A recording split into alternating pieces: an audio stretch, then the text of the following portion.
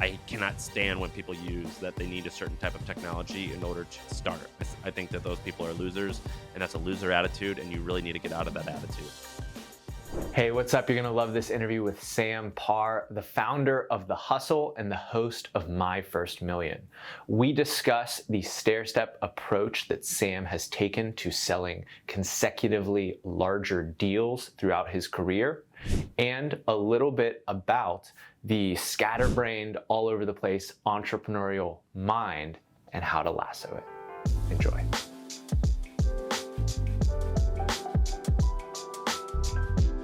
So, do you have the easiest name to pronounce of like any entrepreneur ever? I do. It's good. Sam Parr. My full name is Samuel Joseph Parr. Very Catholic, very Midwestern name. Literally, like the only error that one would make is giving you one R instead of two on the last name, right? It doesn't happen a lot. It doesn't happen a lot, but yeah, I've got a good easy name. I feel like that's definitely an advantage. It's not like I know another Sam Parr, but it's simple and distinct enough that everyone gets it right. That's good for branding standpoint. I struggle. There's a country singer by the name of Aaron Watson who's like considerably larger than me, so I have to, start figuring out. And I can't even wear like a crazy hat, because then I'm just like the Aaron Watson that doesn't wear a cowboy hat. No, I'm lucky. I don't know. The only Sam Parr I know of, there's a state park in Illinois called Sam Parr State Park, but the guy was like alive in the 1800s, so I'm good. Nice. So we have a concept on the show.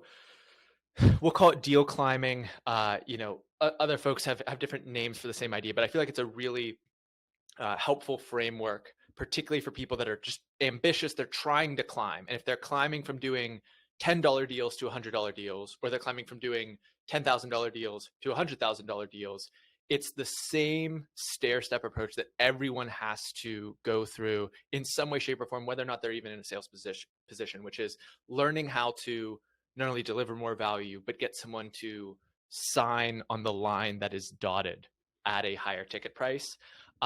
You started off selling hot dogs, and to my knowledge, the biggest deal that you recently closed was the selling of your company for tens of millions of dollars. And I don't know if you remember, you actually commented on our video where we like speculated on how much you sold the company for when that happened. But What did I say? We were like trying to back into like what the minimum was, and you were like not wrong but not right. Like you were like basically like you're in this. What was the minimum? What number did you say? I think we had said that it was over $20 million. And then like shortly after, I saw Tucker Max commenting on a Twitter thread that someone had made the same speculation. He was like, that's not quite right. It was for sure over $20 million. So I'll say that it was, and yeah. And also I own a lot of HubSpot stock, and the stock market is really shitty today, but at its peak, it had tripled from when maybe 2.5x from when we'd sold. So, but it like did that like within weeks or like months of us selling. So the price kind of almost changed rather significantly. So we're going to get into that because it's an amazing thing. I'm not particularly technical. I'm not going to write the code that like builds the next software product, but having a substantial stake in a technology company is a way to kind of draft off the trends of technology generally. But let's go back. You were selling hot dogs. You had to figure out how to get someone to, how much were you selling hot dogs for in the early days? So my prices in the afternoon were different than my prices in the evening. Surge pricing. So evening prices you double because it's drunk people. So evening prices $8 to $10. $10 for a quarter pound a third of a pound Polish sausage with a drink. So $10, and then in the day half that.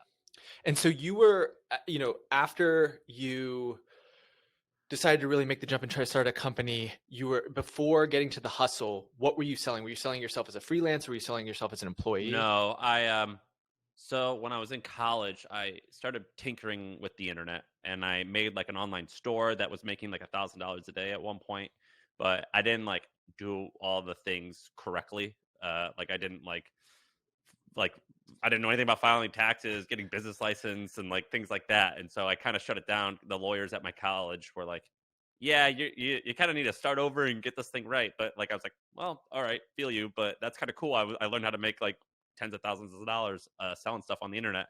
And so I basically left school because I cold emailed this guy who owned a company called Air Bed and Breakfast in San Francisco. And I was like, I think this thing's going to be huge. Can I come and join you? And he said, yeah. And I got a job offer at Airbnb, but back then it was like brand new.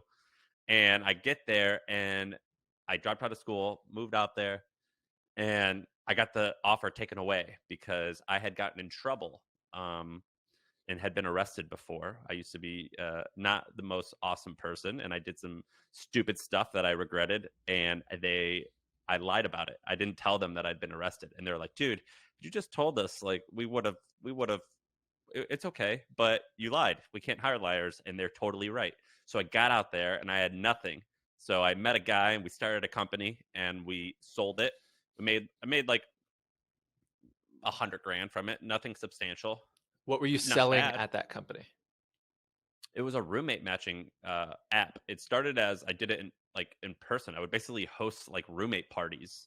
And so everyone at that party had the same preferences. You know, they were like a single person by themselves in San Francisco, but getting a one bedroom was prohibitively expensive. And so we would help people team up in groups of twos, threes, and fours and get an apartment. And we made money from that. And what was being charged for that service? I don't remember entirely, but in the ballpark of $300 or $400 per room. So that's a step up from selling hot dogs. What was similar and what was different from those two sales? $10 and $300 is mostly the same. In my experience, it was mostly the same. The difference, though, is the value that what I learned is like it's about value given. So the value you get from one meal isn't significant.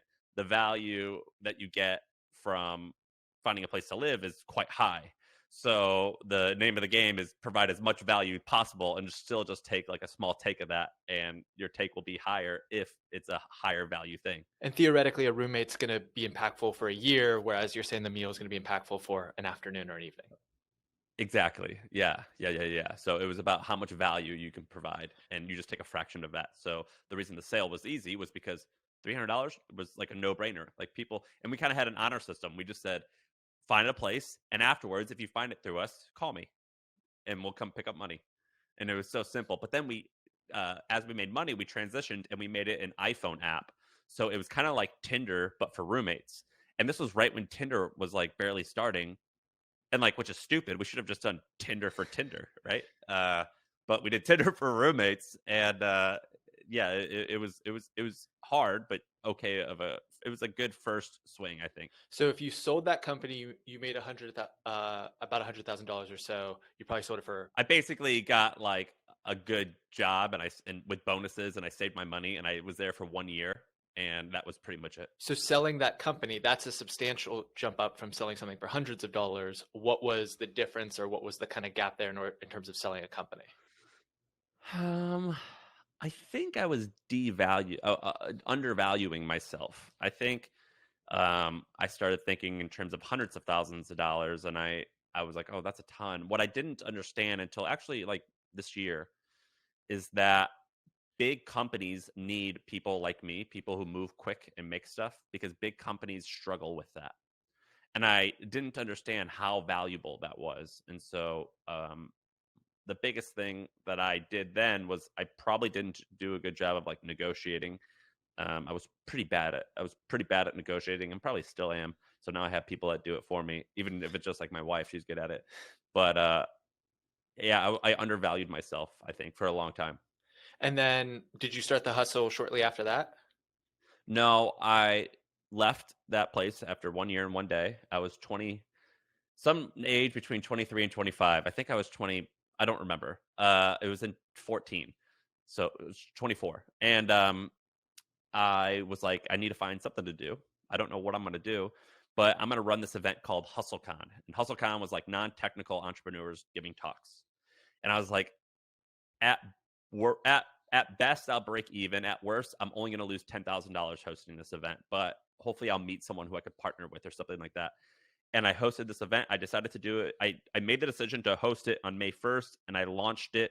Like, it became an event on like June 14th, or I forget the exact time, but it was 6 weeks. So I had 6 weeks from decision to it going live, and it made like 60 grand in profit. and it made profit because I created an email list and I would write cool stories about the speakers. And I was like, huh, that's kind of cool. I didn't expect that to happen. So I basically just lived off that 60K for like 8 months and traveled the country on a motorcycle. And then I did it again, and I did the same strategy of just creating a newsletter, writing about the speakers. And this time it made like $200,000 to $300,000 in profit. And I was like, all right, cool. I dig this. I'm not going to be a conference person. I don't like running this business. This is hard, but I've been able to get a lot of people to notice my writing. Let's create a media company because if you see on my walls back here, I've got my heroes. Like 3 or 4 of them are media people, and I've always liked those guys. I was like, well, fuck, they could do it. I can do it too. So I decided to start a media company, and I just researched what the best way to do it was, and I settled on starting with email, and that was the email thing went live basically 4/20/2016. And so you were selling tickets to those events, but you had to also be selling sponsors, I would imagine. Yes, And you yeah. were So also selling it took sponsors on the years. newsletter as well? Well, it took like a year to like get real sponsorship revenue. The way sponsors work, they want to see it, you could pull it off. So I was just living off the ticket revenue, to be honest. But uh, yeah, so like by the time we had done, maybe like once we got to like our third event, we were doing 3 or 400,000, I think, in revenue, and it was like half sponsors, half tickets. And then we launched the newsletter, and we got that newsletter already had like tens of thousands of people just from the conference, and we just kind of switched it over.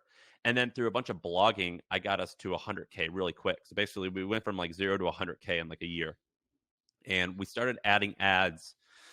uh I I'm gonna ballpark the numbers. We started having sponsors in the newsletter, some number between 50,000 and 100,000. I don't remember exactly, but I do remember I was my goal with staff and all the events that we were hosting. We were spending like $25,000 a month, and I was like, I'm gonna go out and get sponsors for $30,000 a month, and that $5,000 profit will give us enough profit to hire a salesperson. And so I did that. It took me about 2 months, and I did that. And then we hired a salesperson, and like within 2 months, that went to like $100,000 a month in monthly ads. So it's great to hire someone who can move the needle like that. But as you were just selling enough to keep the business afloat, what was the same about all these past sales, hot dogs, tickets, roommates, and what was new that had to be learned? The same was I always kept things real casual, and as you grow and get bigger, you actually they're not casual. So we've closed multiple 7-figure deals at the Hustle. Those are not casual. Those are process driven, and those are really hard. But when I would sell, like when I first started, I would sell something for my first sponsor was Law Trades and Wealthfront, and I charged them $1,000, and it was just like kind of like hood. Like I was like kind of like it was kind of like done like a street style deal where I'm just like, dude, just give me a grand, and if it works, you advertise again. If it doesn't, you've only lost a grand. Just like Venmo me. We like it was like really like not done the right way, and maybe they even sent a check. I don't remember, but they like were like, yeah, whatever, fine, dude. We'll give you a shot, and we did that, and then eventually I was like, all right, what's an in they're like, all right, send us an invoice. I'm like, what's an invoice? So I had to Google it, and I like got some invoice software, and it said like invoice 001. I was like, oh, screw that, put like 0035. Like, so it's like, this is our 36 invoice. I don't want them to know this is my first time I ever sent an invoice. And then like learning like, all right, great, you ran the ad, we'll pay you in 30 days. I was like, wait, what? You don't pay me right away? That's crazy. So like learning about that was different. But I feel like that's the only way to do it. So I have a very similar story. In the first year of my company, one of the Fortune 500 companies here in town reached out to help with producing their like internal corporate comms podcast, and literally the exact same thing. They're like, "Send us an invoice," and I literally like it's invoicegenerator.com or .net or Yeah. something, and literally like the exact same thing. It's like, well, this can't be 001. We're gonna like put a 123 or something there at the beginning. Yeah, that's what I had to do to look more legit. And then at first, even to get sponsors, I put like Ford in there as a sponsor, even though I've never talked to them in my life. But I was like, man, if they see Fords in there, then they're gonna know we're legit. And that's probably illegal actually, but I definitely did it. Yeah. So maybe not recommending that to someone getting started, but the like pure hustle of like just get a deal in the door that is legitimate, that is paid for in some way, shape, or form, even if it's not Yeah. super process driven, It was and not process driven. having also Yeah. conviction that like there's something there value. Like it wasn't like you had a pretend tens of thousands of persons list. You had a No, real list. and we were undersold hard. So early on, I was like, I don't care. I'm not gonna. I'm like, guys. I even said to them, like, we're gonna send your email to 50,000 people. Pay me whatever you want. Pay me 2 weeks after you could see the clicks. Whatever's fair, just do it. I don't care. And that's what they did. And it came out to be like, oh, I could charge like $20 to $30 per CPM. So like after like the first 10 clients, the next one I was like, all right, it's $25 per CPM. And the results for our past clients are here. You could see them. So that like it was like really like the early folks. And this is actually good if you're an advertiser. You find people like me who are early and you take advantage of them because they're going to take it, it's a mutually beneficial relationship. I'm getting someone to trust me, even though like there's no necessarily a good reason to trust me because I'm a noob, and they're going to get a good deal. So it's like a really mutually beneficial relationship. So I was happy that they were willing to do that, and they were happy that they got underpriced advertising, so it worked out really well. We both won. It's kind of rare that you, but that's a really good framing of it is, a venture investor or some just any like skilled investor in financial markets is looking for those young upstart companies that haven't necessarily been realized or appreciated yet. It's rare that you think of media buyers in that way, but it really is kind of what the elite at the job are probably doing. If you're a good media buyer, that's what you do. You find something that has a small following and you buy 1 year's worth of ads. And then you get it on the back end with all the growth that they're going to experience. Exactly. That's one of the best ways to do it. You get screaming deals that way. I think that you would be fantastic if that was like the position that someone just put you in. Because from listening to My First Million, like you put me onto Huberman and Hormozy, who are literally like my two favorite shows that like must listens now. You definitely have, and it probably comes from producing media, ability to appreciate when someone's kind of got it before the rest of the market. For sure. Yeah. Yeah. I definitely have that, and a lot of people have that. But when you see something that is like interesting and dynamic, I mean, if you look at the people we've hired a ton of nobodies, and they are now very much somebody. We have about 5 people that are like big shots now, and when we hired them, they didn't even have a Twitter. So we've done a really good job, I think, at spotting talent. But a good media buyer should be good at that. So after you started getting advertisers for the hustle, the next things that you sold, in my recollection, were the trends groups. That was a kind of research paid community. Yeah, but that didn't happen for like 2 years. So like our ad business was doing like I don't remember exactly 500,000 to $1 million a month. And I hate the ad business. I hate it because they limit what you can say, and I don't mind losing money in order to have free speech. But the problem is that my coworkers who were selling the ads were quota carrying, and if I said like F Goldman Sachs, I'm writing whatever I want. I have no problem hurting Goldman Sachs. I've got no problem hurting myself, but it pained me that Katie was now going to lose money. So I was like, ugh, I'm in this conundrum. So I really didn't like it. And so we decided to launch Trends like 2 or 3 years into the business. And that was a paid subscription and a paid community. And that took off. Like that did really well right away. and I mean, it did kind of well right away. and what was new about that sale? Because it's recurring subscriptions, which is different than a lot of the other things that you've articulated. Although I guess an advertiser relationship could be similar, but it's a consumer sale. What did you have to learn to be effective there that wasn't necessarily true in the other past sales? So with selling big ad deals, I started selling $1,000 deal. Then my team started selling tens of thousands, hundreds of thousands, and then millions. And the time it takes, the bigger the deal, the longer it takes. And that's what I learned. So like if it's like a $500,000 deal, there's like many meetings, many process. You have to use a lot of jargon. You've got to fill out RFPs, and you got to become an official vendor. You got to get approval for this thing, and that is hard. Enterprise sales are hard, which is what we were doing. With a $300 deal, I learned a lot about pricing. So two major things there. One, copywriting, I think, is the most important skill, not only in business but life. A good copyright. If you learn copywriting, it'll help you meet a wife, a husband, Like copywriting basically means understanding what motivates people and manipulating them to do what you want them to do. So like I want you to I want to convince people slavery is bad. I'm going to use like what motivates other people, and I'm going to like make them feel and agree with me that it's bad. I want them to buy this product, then I'm going to appeal to their emotions and appeal to their logic and get them to buy this, whatever. I want to meet this woman. I want her to like me. I'm going to figure out like what motivates her, and I'm going to try and get her to like me. That's what copywriting basically is. So I think everyone should learn it. And I am a hardcore copywriter, and I use that for Trends. And so Trends was just copywriting. All that's what sold it. And we actually had $50,000 in pre-sales just from like a Word document that explained what it was, and it killed it. And the second thing that I learned was pricing. So the 299, we charged $300 at first. I should have charged either $99 or $2,000.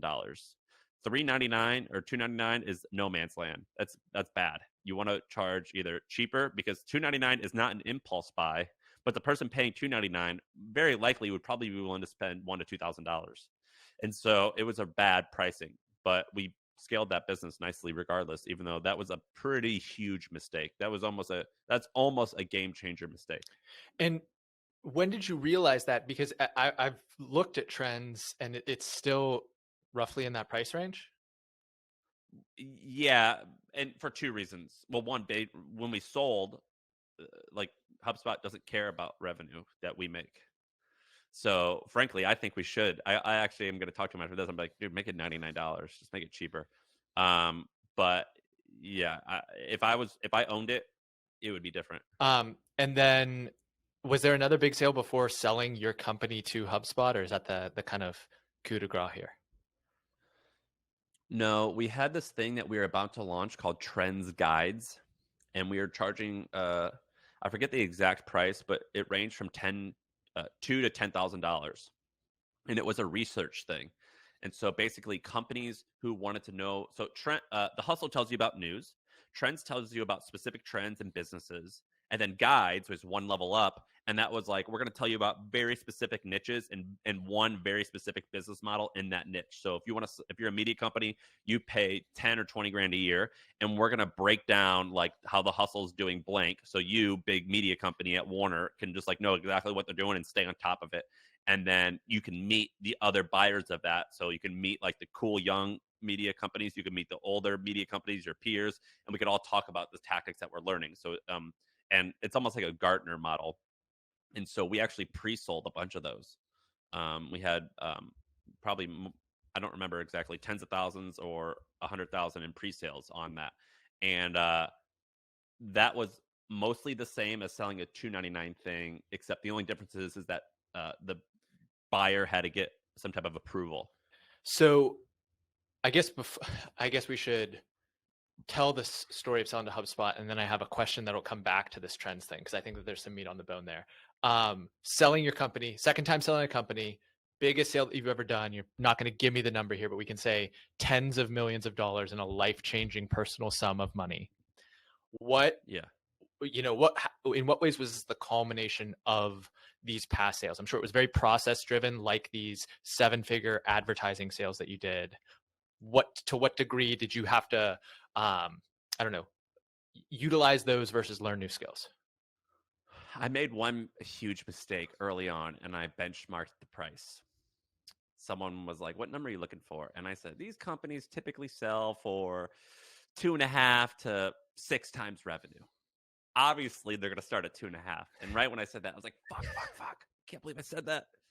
So that was the big mistake. But I did one thing really well, which is I've been courted a little bit to sell, and they emailed me, and I was polite but blunt. And I said, they sent me an email saying, "Hey, we want to partner with you." And I'm like, and then the title of the person was in corporate development. And I'm like, "Hey, look, let's just cut to the chase. Are you wanting to buy us? If yes, say yes. If no, oh, great, we can talk about something else. But if yes, I'm going to email you a list of all the reasons why you shouldn't buy us. And if any of those are red flags, we can continue talking." And they go, "Yeah, we want to buy you." And I go, "Great. Here's a document that explains everything that's bad about us. Because I know you most likely know what's good about us. I'm going to show everything that's bad. And if that's a deal breaker, no problem. And I sent that to them, and they go, no, none of these are deal breakers. So I was like, boom, got them.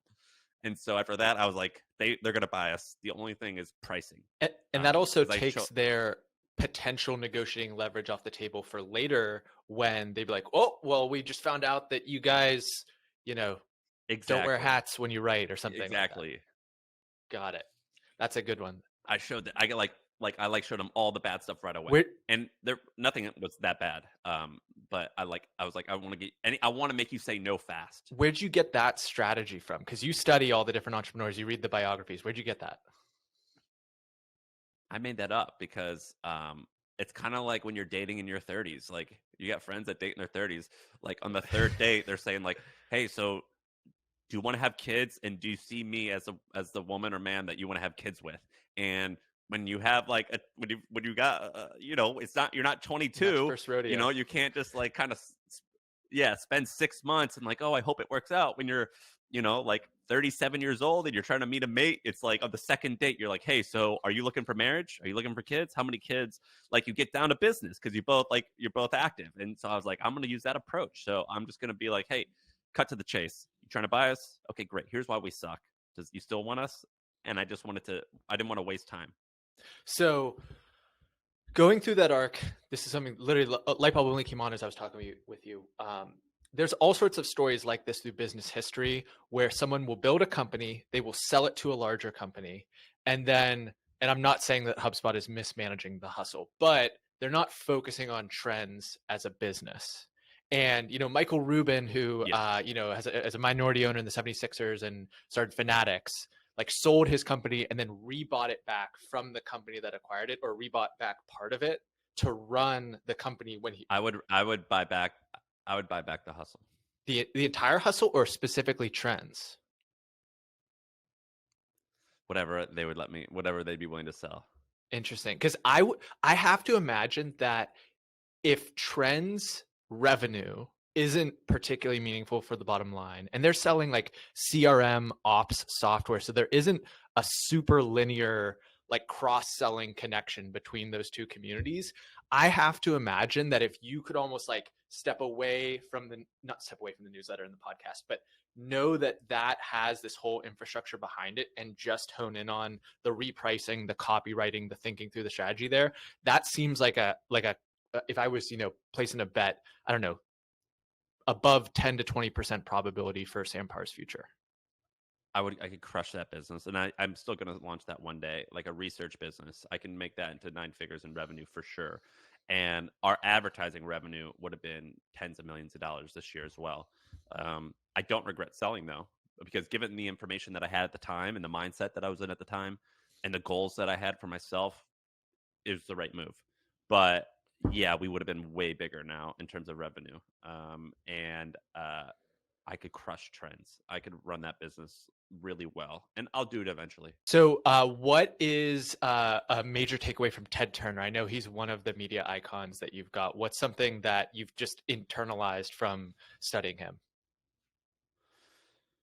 Move really fast. I think that like small companies, we really only have two advantages over big companies, which is speed and focus. And he would move really fast. He also was an outsider, so he was from Georgia, but Time Warner is the Time Warner Center is like in the heart of Manhattan, and so I think people dismissed him because he kind of talked with a twang and he was from the South, and so I was really inspired by how this outsider can just do it. He also just kind of clawed his way up. He started with billboards. He owned a really small billboard business. And then he bought a small radio station. And then he bought a local TV station. And then after like 25 years, he created CNN. And that took like 10 years to work. So it took a long time. So the biggest thing is if you're going to do something, it's a pretty good competitive advantage to be willing to dedicate 30 or 40 years to it. I've So I've done hundreds of podcast interviews like this. I've spoken with so many different entrepreneurs, all sorts of different industries, devouring that information, probably to the fault of like taking as many actions that I needed to, particularly early in my career. But that's just like the way, I don't know if it's school or the way I was parented or whatever it is, how I've tried to figure out the lay of the land so that I could make good decisions. And I'm not saying that you didn't take action, but you are similar in that you have like your whole show is just, hey, I was like researching this obscure business in order to try to understand how these things work. Do you get bamboozled when you talk to other entrepreneurs who that doesn't even like really cross their mind as part of their process for getting things going? Not exactly, because for two reasons. One, I recognize that there's a lot of ways to get it done. And number two, I think a lot of the people who say they don't, they do a lot more than they think. Interesting. And I have a whole my here's I have a very strong philosophy on that. And so it's there's a few things going on here. So I research and read like crazy because A, I wanna I wanna not repeat the same mistakes that they've made. And you could actually find recurring mistakes and it's like, all right, boom, don't do that. So I'm like learning a strategy. Two, there's this phrase that you are the average of your five most friends or your five best friends. I feel like I'm the average of the five people I read and think about most. And so that definitely helps me. Three, if I study how other people do things and the big things that they've done, really innovative things that done, it breaks my mental frame. So for example, when Roger Bannister broke 4 Minute Mile, people were like, "Oh man, you did it!" And then like within 5 months, like four other guys did it.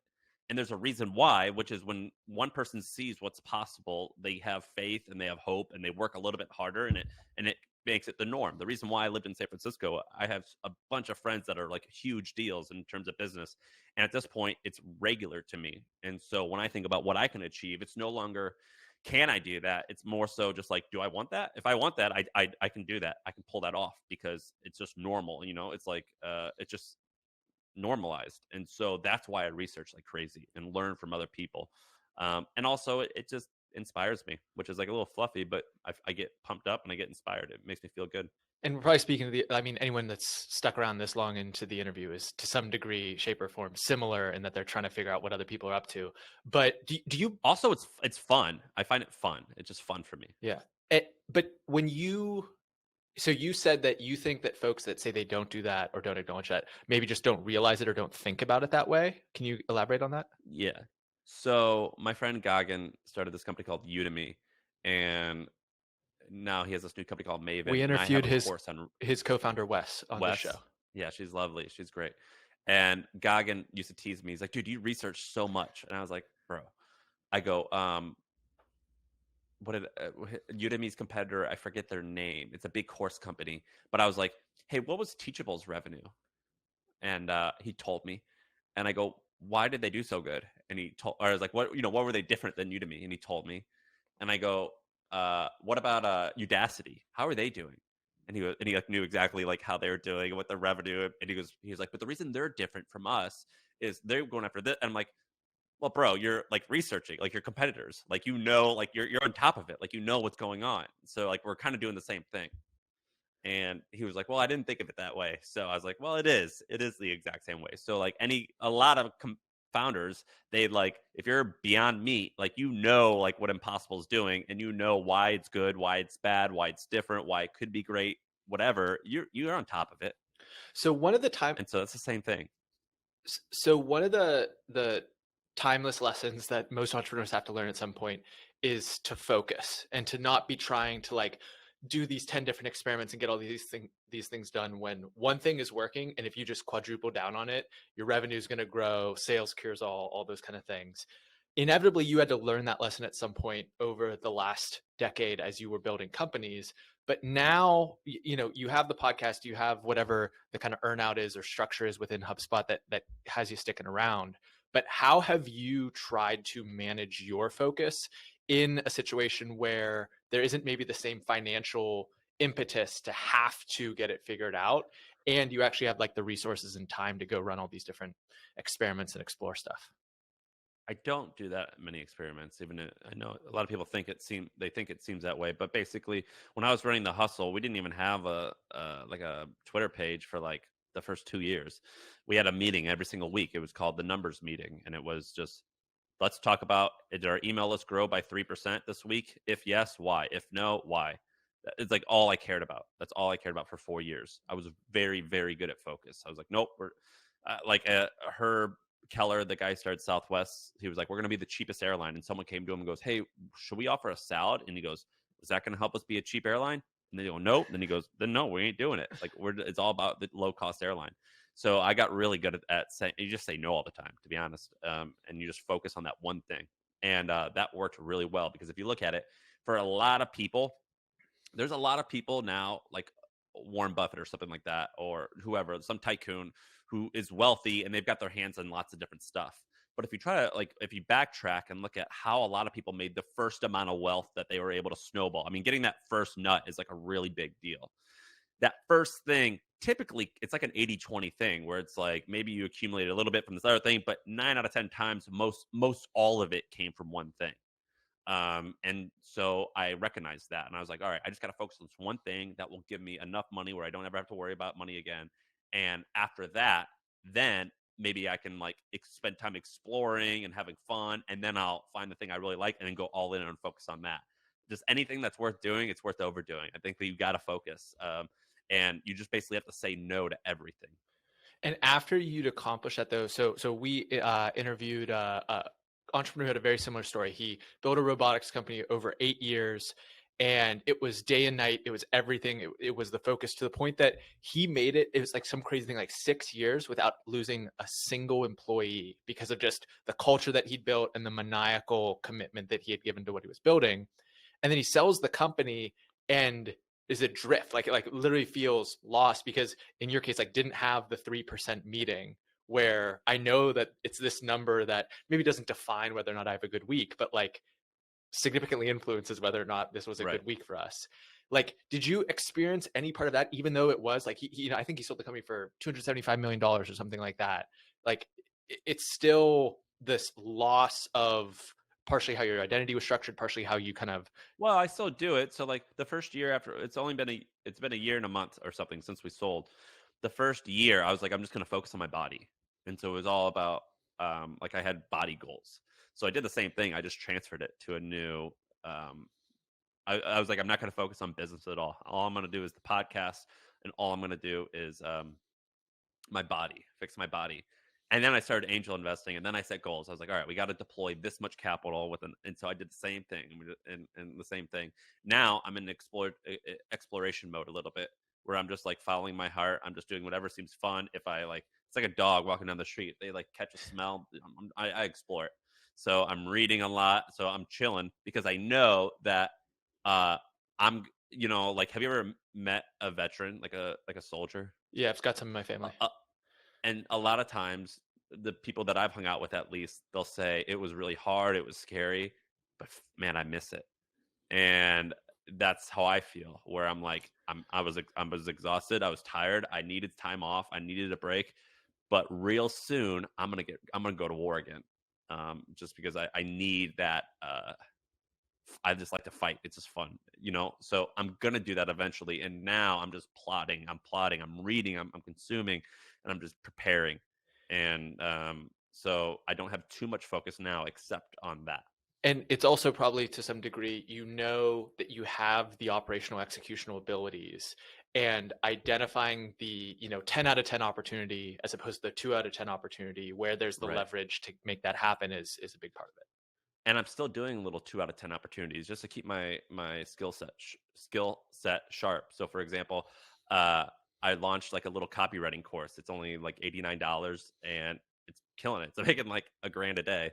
Uh, and people are like, "Why are you selling this $89 thing?" And I'm like, "I gotta stay sharp." So I'm like doing little things like that. What did you have to either get reminded of or learn in order to sell that $89 course well? I wanted to get back into copywriting. You could find it if you go to trycopythat.com. I basically taught myself how to become a copywriter by using this learning methodology called copywork, which isn't very popular, but I think it's the best. And so I just teach people that methodology, and by the end of 2 weeks, they become much better at writing.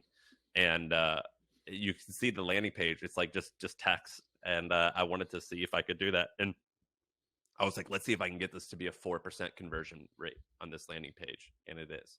What And I get so much joy out of that. I get more joy out of that than selling a company for a lot of money. that's That's funny. That I think that that's edifying and relatable for a lot of other folks out there. That's it's about the journey and the tinkering and the exploration there. Yeah, I'm like that. Like I wake up in the middle of the night just to check the Shopify conversion rate just to see what it is. One of the things that paralyzes people from starting new projects is worrying about the tool. So like I want to start making videos, but like what camera? Or I didn't want to start a website, but like what provider? And you've seen the tools that it takes to scale to millions of subscribers to the Hustles newsletter and things like that. So, and you referenced Shopify here, which is a super robust, large platform for selling things online. Nowadays, how do you think about the tools that you use when you're building something, and what are you optimizing for in terms of like this really matters and like this stuff really just doesn't move the needle? So I have a disdain towards people who do that. And so, like, for example, people who collect domain names, they piss me off. People who say, like, I can't do this without this domain name. So the copy that thing that I showed you, I made 20 grand at first off it. And I didn't tweet it. I just went to Facebook groups and I posted it. People didn't know who I was. And it was on a Gumroad page with no custom URL. And it made $20,000. And so I do that on purpose because I'm like, I don't need fancy tools. I don't need any of that. It's completely irrelevant. Now, if I'm starting a company and I know it's going to be big, and I know that because I have a little bit of experience and things like that, then yeah, selecting the right tools early on is important. But for the vast majority, and it's even not that important because you can always switch out of it. Most of the times you could switch out of it. But for the vast majority of people, basically everyone listening to this, I would even say that it doesn't matter what you use. It doesn't matter if you use ConvertKit, Mailchimp. It matters not one single bit. It doesn't matter if you record with your iPhone or with this fancy camera that I'm using. It doesn't matter at all. And in 9 out of 10 cases, I would say use your cell phone. Don't even use a camera because my goal is two things. One, I want to reduce friction. So if I can't figure out how to upload video from this fucking camera, which I don't know how to, I'm just never going to record. I'm like, this is too much. I don't know how to do this. I had to pay a guy to come and set this up. I don't know how any of this works. But what I do know is I know how to use my phone and I know how to say cool shit to a camera. And I've done that. And so, like, I'll get views because there's zero friction between me and creating. So I look for zero friction. The second thing is momentum. So I'm like, if I have an idea and I want to do it, I got to pursue it within minutes. And if there's any type of things that get in my way about momentum, I ain't doing it. So sometimes when you buy a domain name to get it set up on WordPress, it takes like 20 minutes. Like, no, no, no, screw that. I'm just going to use like, generic name dot squarespace.com. That's just all I'm going to use, and it's going to work just fine. So like I really force myself constantly to reduce friction and to create momentum, and I cannot stand when people use that they need a certain type of technology in order to start. I think that those people are losers, and that's a loser attitude, and you really need to get out of that attitude. Amen to that. Um, Sam, this has been awesome. I want to aim towards wrapping up. Before I ask my standard last questions, what were you hoping to share today that I didn't give you a chance to? You guys can follow me on Twitter, the Sam Parr. Follow me on Instagram, the Sam Parr. I just did that thing, copy that. So try copythat.com. Let me know what you think. I'm promoting it. Nothing. Duh. Listen to My First Million. That's my podcast. That's like my biggest thing going right now. Me and my co-host Sean, we're killing it. We're doing a really good job. Listen to that podcast. You have said that that was the one of the hardest things you've ever had to grow. What would you tell Sam of 2 years ago about growing a podcast that you know now, other than hiring Ben? Yeah. So I don't the reason like I don't know why it's grown. So, like, if you ask me how to get big, so like we're at 2 million monthly uniques now, monthly downloads, which I have to think is like top five most listened podcasts, business podcasts. And I don't know what we did. I have no idea why it worked. There's a couple things that did work, but I don't know if they actually moved the needle. I think what would work, and we're starting to do now, is you buy ads on other people's podcasts and you spend a lot of money and do it with a lot of people. And I think that's a surefire way to grow. The problem is that if you're not good, you're not going to retain people.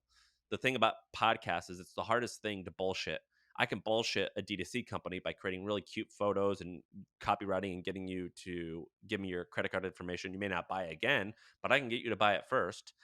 With a TikTok video, I can make a 30-second video that's pretty good. With a video on YouTube, I can make a 5-minute video. It's pretty good. But to create 3 podcasts a week that are each an hour long, you can't really hide bad.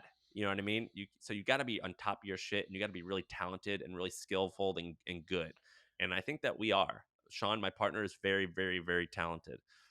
And so that's why it's hard to grow, because you can't fake it, which you can fake a lot of other things. Do you think that that's also tied to the copywriting thing, where you're being a good copywriter in written form translates into your skill as a podcaster? Yeah, definitely. 100%. That's why I think it's the best thing people can learn. It's basically all you're trying to learn is how to influence people. And we're all trying to influence someone. So, yeah, it's really important. Well, we're going to link all those digital coordinates that you referenced in the show notes for this episode. People can check it out.